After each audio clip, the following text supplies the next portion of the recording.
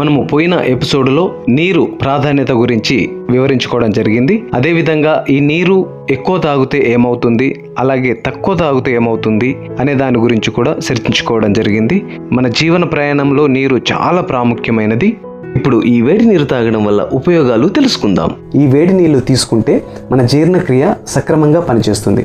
అదేవిధంగా మ్యూకస్ అంటే చలిగా ఉన్నప్పుడు, దగ్గున్నప్పుడు బాగా ఈ వేడి నీళ్ళు బాగా ఉపయోగపడతాయి. శరీరంలోని కొవ్వు కరిగించడంలో ఈ వేడి నీళ్ళు బాగా ఉపయోగపడతాయి. అదేవిధంగా ఉదయం లేవగానే 1 గ్లాసు వేడి నీళ్ళు అంటే గోరువెచ్చని నీళ్ళు తీసుకుంటే శరీరం శుభ్రం అవుతుంది.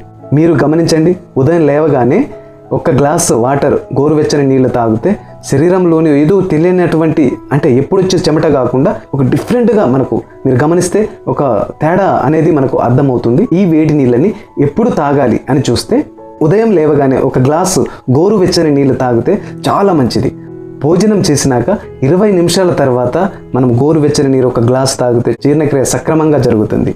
నీళ్లు ఎంతవరకు వేడి చేయాలి అనే విషయానికి వస్తే మనకు 50 నుండి 60 డిగ్రీల వరకు అంటే గోరువెచ్చని నీళ్ళ వరకు మనం వేడి చేసుకోవచ్చు. అదేవిధంగా 100 సెంటీగ్రేడ్ దాటితే మనకు ఆ వాటర్ మరీ మరిగిపోతాయి కాబట్టి దాంట్లో కొన్ని ఖనిజాలు అనేవి ఆవిరి రూపంలో కొన్ని ఖనిజాలు పగిలిపోయే అవకాశం ఉంటుంది. సో దాన్ని కూడా మీరు గమనించండి. అదేవిధంగా మరీ ఎక్కువగా వేడి చేస్తే, ఎక్కువగా మరిగిస్తే ఆ నీళ్ళలోని రుచి కూడా తగ్గిపోతుంది. అదేవిధంగా ఫ్లోరైడ్ వాటర్ కూడా మారే అవకాశం ఉంటుంది. సో దీనివల్ల కూడా మనకు ప్రమాదమే ఉంటుంది. సో దాన్ని కూడా మీరు గమనించండి. ఇవి మొత్తం చిన్న చిన్న విషయాలే, కానీ మనం తెలుసుకోకపోవడం వల్ల కొన్ని నష్టాలు జరిగే అవకాశం ఉంది.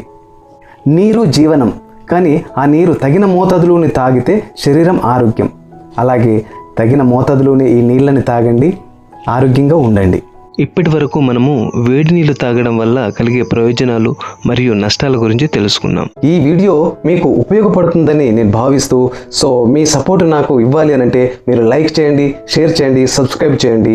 ఎందుకంటే మీ లైక్ వల్ల ఈ వీడియో చాలామందికి రీచ్ అవుతుంది. సో అది చాలామందికి ఉపయోగకరంగా కూడా ఉంటుంది. సో వాళ్ళ అభిప్రాయాలు కూడా మాకు తెలియజేస్తే మళ్ళీ కొన్ని కొత్త వీడియోస్ రావడానికి ఆస్కారం ఉంటుంది. కాబట్టి దయచేసి మీరందరూ కూడా గమనించి మీరు లైక్ చేయండి, షేర్ చేయండి, సబ్స్క్రైబ్ చేయాలని మనస్ఫూర్తిగా కోరుకుంటూ సెలవు. ఇప్పటికీ స్నేహం ఎప్పటికీ. జై హింద్.